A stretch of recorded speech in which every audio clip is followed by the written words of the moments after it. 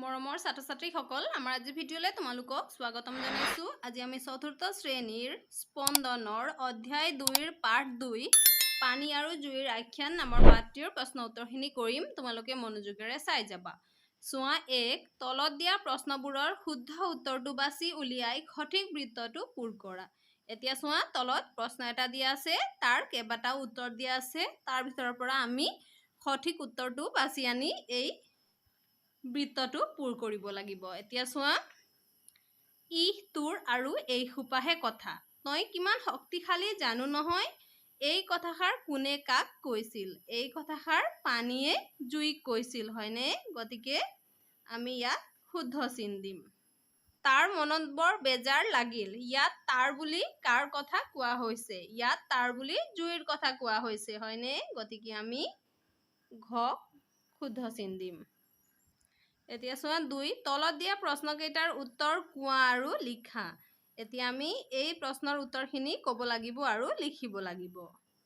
এতিয়া চোৱা প্ৰশ্ন দিয়া আছে ক পানী আৰু জুইৰ মাজত কিয় কাজিয়া লাগিছিল? খ সভাসদে কাক পাহাৰৰ ওপৰত থাকিবলৈ কৈছিল? গ গোটেই পৃথিৱী জুৰি আছো বুলি কোনে কৈছিল? ঘ দেশ বিদেশৰ সকলো প্ৰাণী কিয় গোট খাইছিল? এতিয়া আমি উত্তৰ লিখিম। চোৱা ক নিজৰ নিজৰ অহংকাৰৰ বাবে পানী আৰু জুইৰ মাজত কাজিয়া লাগিছিল। খ সভাসদে পানীক পাহাৰৰ ওপৰত থাকিবলৈ কৈছিল। গ গোটেই পৃথিৱী জুৰি আছো বুলি পানীয়ে কৈছিল। ঘ পানী আৰু জুইৰ মাজত কাজিয়াৰ মীমাংসাৰ মেলত ভাগ ল'বলৈ গোট খাইছিল। এতিয়া চোৱা 3 কোনে কাক কিয় কৈছিল লিখা। ক এই দুই শক্তি আমাৰ বাবে অপৰিহাৰ্য, গতিকে সোনকালে এই কাজিয়াখনৰ কিবা এটা মীমাংসা কৰিব লাগিব। এই কথাষাৰ কোনে কাক আৰু কিয় কৈছিল? এতিয়া চোৱা খ আহ পানী তোক এতিয়াই উতলাই ভাপ কৰি দিম। এতিয়া এই কথাষাৰ কোনে আৰু কাক কৈছিল? এতিয়া চোৱা 3ৰ ক এই দুই শক্তি আমাৰ বাবে অপৰিহাৰ্য, গতিকে সোনকালে এই কাজিয়াখনৰ কিবা এটা মীমাংসা কৰিব লাগিব বুলি আছিল, হয়নে? সেইটো কোনে কৈছিল? মানুহবোৰে পানী আৰু জুইৰ কাজিয়া লগা দেখি নিজৰ মাজত আলোচ কৰিছিল।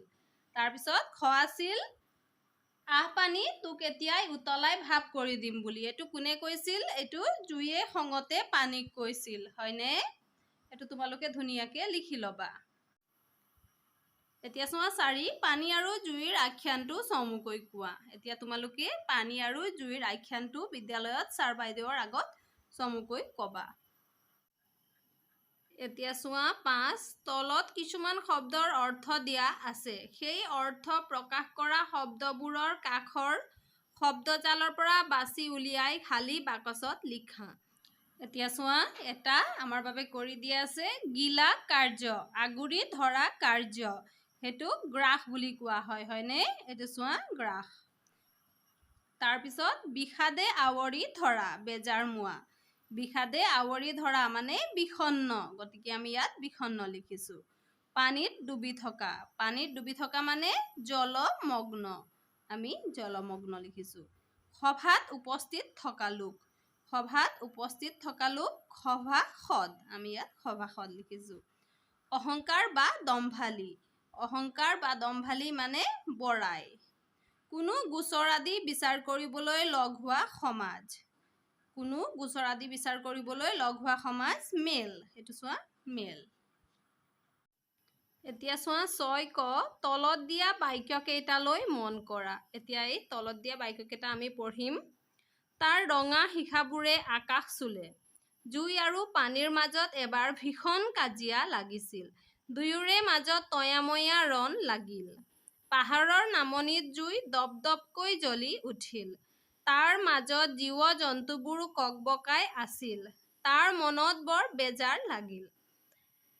এতিয়া চোৱা ওপৰৰ প্ৰথম বাক্যটোত তলত আঁচ দিয়া ৰঙা পদটোৱে জুই শিখাবোৰৰ গুণ বুজাইছে।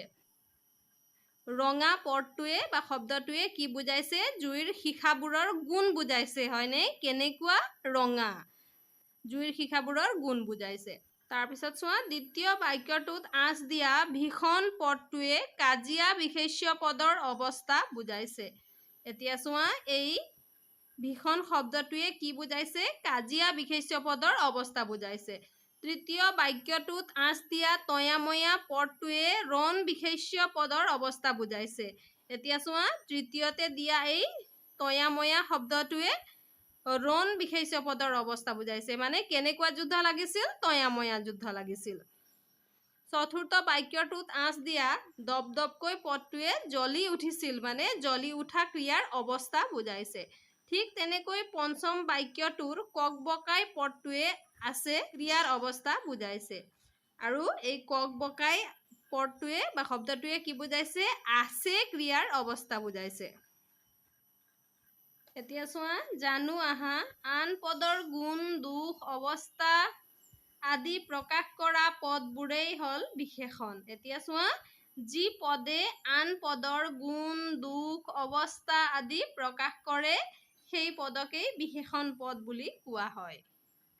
এতিয়া চোৱা, জানো আহা বিশেষ্য ক্ৰিয়া আদি পদক কেনে বা কেনেকৈ বুলি প্ৰশ্ন কৰিলে যিটো উত্তৰ ওলায় সেইটোৱেই বিশেষণ। এতিয়া চোৱা, বিশেষ্য ক্ৰিয়া আদি পদক কেনে বা কেনেকৈ বুলি প্ৰশ্ন কৰিলে যিটো উত্তৰ ওলায় সেইটোৱেই বিশেষণ। যেনে জুই শিখাবোৰ কেনেকুৱা আছিল? জুই শিখাবোৰ কেনেকুৱা আছিল? ৰঙা আছিল, হয়নে? এইটো হৈছে বিশেষণ পদ। এতিয়া এই জুই হৈছে বিশেষ্য পদ। কেনেকৈ জ্বলি উঠিছিল? কেনেকৈ জ্বলি উঠিছিল? দপদপকৈ জ্বলি উঠিছিল, হয়নে?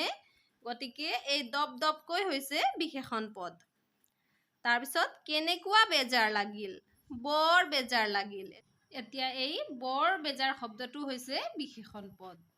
তাৰপিছত চোৱা, তলত দিয়া বাক্যকেইটাত থকা বিশেষণ পদবোৰ বাছি উলিওৱা। এতিয়া চোৱা, এই বাক্যৰ পৰা আমি বিশেষণ পদখিনি বাছি উলিয়াব লাগিব। এতিয়া চোৱা, ফাতেমা কেনেকুৱা ছোৱালী বুলি প্ৰশ্ন কৰা হৈছে, হয়নে? ফাতেমা এজনী শান্ত ছোৱালী। ইয়াত উত্তৰ দিয়া হৈছে। এতিয়া এই উত্তৰত থকা এই শান্ত শব্দটোৱে হ'ল আমাৰ বিশেষণ পদ, গতিকে আমি ইয়াক এফালে লিখিম। এতিয়া চোৱা, আজি কেনেকুৱা বতৰ? আজি ডাৱৰীয়া বতৰ। এতিয়া এই ডাৱৰীয়া শব্দটোৱে হৈছে আমাৰ বিশেষণ পদ, গতিকে আমি ইয়াত ডাৱৰীয়া লিখিম।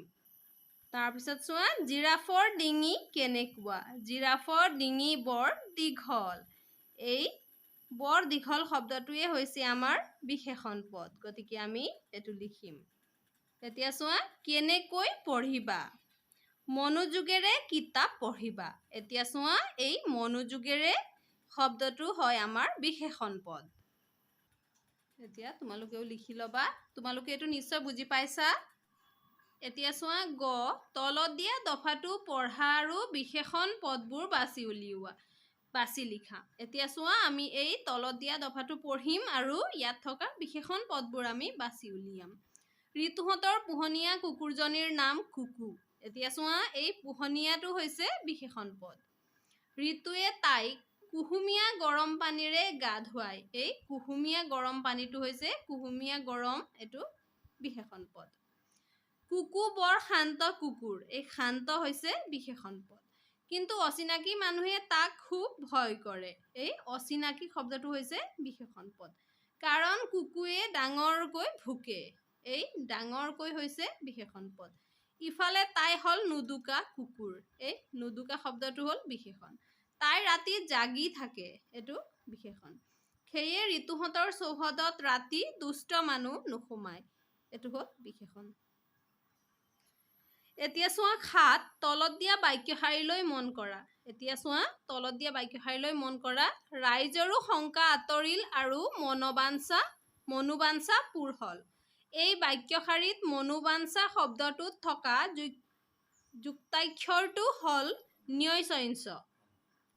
এতিয়া চোৱা, জানো আহা মনোবাঞ্ছা, ন্যয়চঞ্চ, ন্য যোগ দ্বিতীয় চ, ন্য আৰু দ্বিতীয় চ লগ লাগিলে কি হয়? ন্যয়চঞ্চ। এতিয়া চোৱা, এতিয়া নিয়ই চইঞ্চ যুক্তাক্ষৰ থকা আন শব্দেৰে তলৰ খালী বাকচ কেইটা পূৰ কৰা। এতিয়া এই খালী বাকচ কেইটা আমি নিয়ই চইঞ্চ যুক্তাক্ষৰ থকা শব্দেৰে পূৰ কৰিব লাগিব। এতিয়া চোৱা, বা আমি ইয়াত লিখিম নিয়ই চইঞ্চ তাতাকাৰ হ'লে বাঞ্চা হ'ব। এতিয়া চোৱা, আমি এইটো বাঞ্চা লিখিম। এইটো লা নিয়ই চইঞ্চ না, লাঞ্চনা। এইটো বা নিয়ই চইঞ্চ নি য়, বাঞ্চনীয়।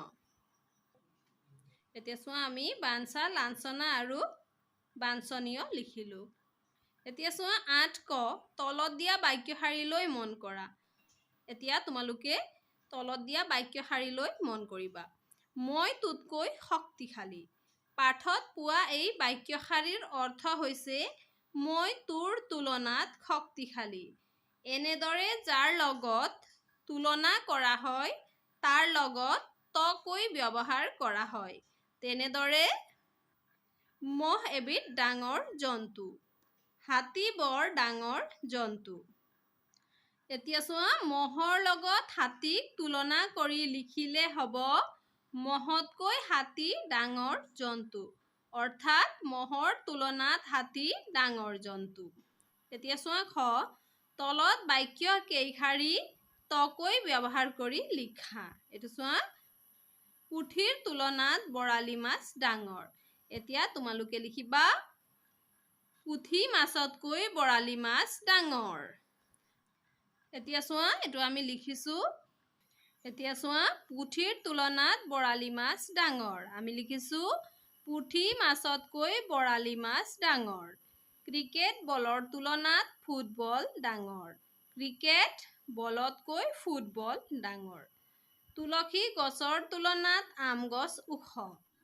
তুলসী গছতকৈ আম গছ ওখ। জিৰাফৰ তুলনাত হৰিণ চাপৰ। জিৰাফতকৈ হৰিণ চাপৰ। এতিয়া চোৱা, জানি থওঁ আহা। শিলে শিলে খুন্দা খালে ফিৰিঙতি ওলায়। শিলে শিলে খুন্দা খালে কি হয়? ফিৰিঙতি ওলায়, হয়নে? জুইৰ দৰে ফিৰিঙতি ওলায়। ফিৰিঙতি মানে হ'ল জুইৰ আঙনি বা কণিকা। ফিৰিঙতি মানে হ'ল জুইৰ আঙনি বা কণিকা। আদিম যুগত মানুহে শিলে শিলে খুন্দিয়াই ফিৰিঙতিৰ সৃষ্টি কৰিছিল। আদিম যুগত যেতিয়া জুইশলা নাছিল তেতিয়া মানুহে কি কৰিছিল? শিলে শিলে খুন্দিয়াই তাৰ পৰা জুইৰ ফিৰিঙতিৰ সৃষ্টি কৰিছিল। তেওঁলোকে সেই ফিৰিঙতিৰে শুকান ঘাঁহ বনত জুই জ্বলাইছিল। তাৰপিছত তেওঁলোকে সেই ফিৰিঙতিৰে শুকান ঘাঁহ বনত জুই জ্বলাইছিল। সেই জুইৰ সহায়ত খাদ্য পুৰি খাইছিল আৰু তেওঁলোকে সেই জুইতে খাদ্য পুৰি খাইছিল। বৰ্তমানেও জুই জ্বলোৱা পদ্ধতিটোৰ বিশেষ পৰিৱৰ্তন হোৱা নাই। এতিয়াও জুই জ্বলোৱা পদ্ধতিটো বিশেষ একো পৰিৱৰ্তন হোৱা নাই। আধুনিক আহিলা-পাতি যেনে দিয়াচলাই, লাইটাৰ আদিত ঘৰ্ষণৰ সহায়েৰে ফিৰিঙতিৰ সৃষ্টি কৰা হয়। আজিকালি কি হয়? আজিকালিও আধুনিক আহিলা-পাতি যেনে দিয়াচলাই, লাইটাৰ আদিত ঘৰ্ষণ মানে ঘঁহনি কৰিয়েই ফিৰিঙতিৰ সৃষ্টি কৰা হয়। এতিয়া চোৱা ৯, প্ৰাচীন কালত মানুহে শিলৰ ঘৰ্ষণৰ উপৰি আৰু কিহৰ সহায়ত ফিৰিঙতিৰ সৃষ্টি কৰিছিল? দলত আলোচনা কৰি কোৱা। এতিয়া তোমালোকে তোমালোকৰ বন্ধুসকলৰ লগত লগ হৈ আলোচনা কৰিবা। প্ৰাচীন কালত মানুহে শিলৰ উপৰিও ফিৰিঙতি উলিয়াবলৈ কাঠ ঘৰ্ষণ কৰিছিল, হয়নে? তাৰপিছত চোৱা ১০, পানী আৰু জুই নাথাকিলে আমাৰ কি অৱস্থা হ'ব পাৰে? ভাবা আৰু লিখা। এতিয়া কোৱাচোন তোমালোকে, পানী আৰু জুই নাথাকিলে আমাৰ কি অৱস্থা হ'ব? আমাৰ বহুত বিপদ হ'ব, হয়নে? এতিয়া চোৱা, মই লিখি দিছোঁ। উত্তৰ, পানী নাথাকিলে আমি জীয়াই থাকিব নোৱাৰোঁ। উদ্ভিদ প্ৰাণী সকলোৰে মৃত্যু হ'ব। ঠিক সেইদৰে জুই নাথাকিলেও আমি খাদ্য ৰান্ধি খাব নোৱাৰোঁ। কল কাৰখানাৰ সকলো কাম বন্ধ হ'লহেঁতেন, হয়নে? তাৰপিছত চোৱা ১১ ক, তলত কাহিনী এটাৰ বাক্যবোৰ খেলিমেলিকৈ দিয়া আছে, বাক্যবোৰ পঢ়া। এতিয়া চোৱা, ইয়াত আমাক কাহিনীৰ বাক্যবোৰ খেলিমেলিকৈ দিয়া আছে। এতিয়া আমি বাক্যবোৰ পঢ়িম। কানায়ে শ্যামক কেইটামান টোপ দিলে। কিছু পৰৰ পাছত শ্যামে বৰশীত এটা ডাঙৰ চেঙা মাছ পালে। সি ৰ'দত ঘামি জামি বহু সময় বৰশী বাই আছিল, কিন্তু এটাও মাছ তাৰ বৰশীত নালাগিল। ইপিনে টোপ শেষ হৈ আহিল। সি বৰ অধৈৰ্য হ'ল। এখন গাঁৱত শ্যাম নামৰ এজন ল'ৰা আছিল। এদিন সি বৰশী বাবলৈ গ'ল। অলপ দূৰৈত কানাই নামৰ ল'ৰা এজনে বৰশী বাই আছিল। শ্যামৰ অৱস্থা দেখি কানাই তাৰ ওচৰলৈ আহিল। সি শ্যামক ক'লে, অলপ সময় ধৈৰ্য ধৰাচোন। এতিয়া চোৱা খ, কাহিনীটোৰ ক্ৰম অনুসৰি বাক্যবোৰ কাষত দিয়া বাকচত ক্ৰমিক নম্বৰ দিয়া। এতিয়া চোৱা কাহিনীটোক আমি ক্ৰম অনুসৰি সজাব লাগিব। কোনটো আমি আগত লিখিব লাগিব, কোনটো আমি পাছত লিখিব লাগিব, সেই তেনেকৈ মিলাব লাগিব। আৰু কোনটো আগত লিখিব লাগিব তাক এই ঘৰটোত আমি 1 নম্বৰ দিম, কোনটো পিছত লিখিব লাগিব তাক 2 নম্বৰ দিম, 3 নম্বৰ দিম, সেই তেনেকৈ আমি মিলাই যাম। এতিয়া চোৱা, এখন গাঁৱত শ্যাম নামৰ এজন ল'ৰা আছিল। সি এদিন বৰশী বাবলৈ গ'ল। এইটো আমি প্ৰথমতে লিখিব লাগিব, হয়নে? গতিকে আমি এইটো ইয়াত 1 নম্বৰ বুলি লিখিম। তাৰপিছত সি ৰ'দত ঘামি জামি বহু সময় বৰশী বাই থাকিল, কিন্তু এটাও মাছ তাৰ বৰশীত নালাগিল। ইপিনে টোপ শেষ হৈ গ'ল, টোপ শেষ হৈ আহিল। সি বৰ অধৈৰ্য হ'ল। ইয়াত আমি 2 বুলি লিখিম। তাৰপিছত চোৱা, অলপ দূৰৈত কানাই নামৰ ল'ৰা এজনে বৰশী বাই আছিল। আমি ইয়াত 3 নম্বৰ দিম।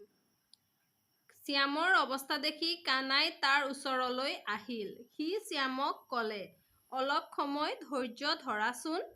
ইয়াত আমি 4 নম্বৰ দিম। তাৰপিছত কানায়ে শ্যামক কেইটামান টোপ দিলে। কিছু পৰৰ পাছত শ্যামে বৰশীত এটা ডাঙৰ চেঙা মাছ পালে। ইয়াক আমি 5 নম্বৰ দিম। এতিয়া চোৱা, গ, তুমি বাক্যবোৰ ক্ৰমত সজোৱা মতে কাহিনীটো লিখা আৰু তাৰ এটা নাম দিয়া। এতিয়া তোমালোকে কি কৰিবা, এই সাধুটোক তোমালোকে লিখিবা। প্ৰথম শাৰীত তোমালোকে লিখিবা, শ্যাম, এখন গাঁৱত শ্যাম নামৰ এজন ল'ৰা আছিল। এদিন সি বৰশী বাবলৈ গ'ল বুলি লিখিবা। তাৰপিছত তোমালোকে এইটো লিখিবা, সি ৰ'দত ঘামি জামি বহু সময় বৰশী বাই থাকিল, কিন্তু এটাও মাছ তাৰ বৰশীত নালাগিল। ইপিনে টোপ শেষ হৈ আহিল। সি বৰ অধৈৰ্য হ'ল। এইটো লিখিবা। তাৰপিছত 3 নম্বৰটো লিখিবা, 4 নম্বৰটো লিখিবা, 5 নম্বৰটো লিখিবা। আৰু লিখা হৈ যোৱাৰ পিছত তোমালোকে কাহিনীটোৰ নাম এটা দিবা। তোমালোকে কি নাম দিবা পাৰিলে মোক কমেণ্ট কৰি জনাবাচোন। এতিয়া চোৱা, হাতে কামে কৰোঁ আহা। 12, ডাঠ কাগজৰ সহায়ত জুই আৰু পানীৰ ভাৱৰ মুখা সাজু আহা। এইটো ডাঠ কাগজেৰে কি কৰিব লাগিব, জুই আৰু পানীৰ ভাৱৰ মুখা সাজিব লাগিব। প্ৰয়োজনীয় সামগ্ৰী, ডাঠ কাগজ, পেঞ্চিল, কেঁচি, ৰং, আঠা, ডোল, ডোল মানে মিহি ৰচি আদি, এইবোৰ সামগ্ৰী লাগিব। এতিয়া চোৱা, ক, এখিলা ডাঠ কাগজৰ ওপৰত পেঞ্চিলেৰে তোমাৰ মুখৰ সমান ঘূৰণীয়া চিন দি কাটি লোৱা। এখন ডাঠ কাগজত কি কৰিব লাগিব, এয়া তোমালোকৰ মুখৰ সমান ঘূৰণীয়া চিন দি কাটি ল'ব লাগিব। তাৰপিছত খ, কাগজ টুকুৰাত চকু আৰু নাকৰ বাবে নিৰ্দিষ্ট ঠাইত ফুটা কৰি লোৱা। কাগজত এনেকৈ চকু আৰু নাকৰ বাবে নিৰ্দিষ্ট ঠাইত ফুটা কৰিবা। গ, কাটি লোৱা কাগজ টুকুৰাৰ চকুৰ ফুটাকেইটাৰ অকণমান বাহিৰ ফালে সৰু বিন্ধা 2টা কৰি ডোল ডোলাই লগাই লোৱা। তাৰপিছত চোৱা, এই চকুৰ ফুটাৰ অকণমান বাহিৰত আকৌ সৰু বিন্ধা 2টা কৰি ইয়াত সূতা এটা সুমুৱাব লাগিব।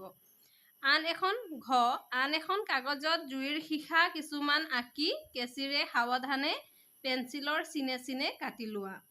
তাৰপিছত কি কৰিব লাগিব, আন এখন কাগজত এনেকৈ জুইৰ শিখা আঁকি লৈ এই পেঞ্চিলৰ চিনে চিনে তোমালোকে কাটি ল'ব লাগিব। ঙ, এতিয়া মুখা বয়বৰ চাৰিওফালে জুইৰ শিখাবোৰ আঠা দি লগোৱা। এতিয়া এয়া চোৱা, এনেকৈ চাৰিওফালে জুইৰ শিখাবোৰ আঠা লগাব লাগিব। আঠাবোৰ শুকোৱাৰ পাছত জুইৰ মুখাত হালধীয়া ৰং কৰা। আঠাবোৰ শুকোৱাৰ পিছত জুইৰ মুখাত হালধীয়া ৰং কৰিব লাগিব। আৰু শিখাবোৰত ৰঙা ৰং কৰা, আৰু এই শিখাবোৰত ৰঙা ৰং কৰিব লাগিব। একেদৰে তুমি পানীৰ ভাৱৰ বাবেও আন এখন মুখা তৈয়াৰ কৰা। সেই তেনেকৈ তোমালোকে পানীৰ ভাৱৰ বাবেও আন এখন মুখা তৈয়াৰ কৰিব পাৰা। পানীৰ ঢৌবোৰত নীলা ৰং দিবা আৰু পানীৰ ঢৌবোৰত তোমালোকে নীলা ৰং দিবা। এতিয়া চোৱা প্ৰকল্প। তোমাৰ বিদ্যালয়ৰ পুথিভঁৰালত থকা সাধুকথাৰ পুথিৰ তালিকা এখন তলত দিয়া ধৰণে প্ৰস্তুত কৰা। এতিয়া তোমালোকে তোমালোকৰ বিদ্যালয়ৰ পুথিভঁৰালত গৈ কি কৰিব লাগিব, তাত থকা কিতাপৰ তালিকা তোমালোকে বনাব লাগিব। এফালে তোমালোকে কিতাপৰ নাম লিখিবা, ইয়াত তোমালোকে সংগ্ৰাহক বা লেখকৰ নাম লিখিবা, এফালে প্ৰকাশন লিখিবা, এফালে প্ৰকাশনৰ চন লিখিবা। সেই তেনেকৈ ইয়াতো তোমালোকে লিখি যাবা। মৰমৰ ছাত্ৰ ছাত্ৰীসকল, আমাৰ আজি ভিডিঅ'ত আমি ইমানেই কৰিছোঁ। আমাৰ পৰৱৰ্তী ভিডিঅ'ত আমি ৩য় অধ্যায়ৰ পৰা কৰিম। তোমালোকে মনোযোগেৰে পঢ়া শুনা কৰিবা। আজিলৈ ধন্যবাদ।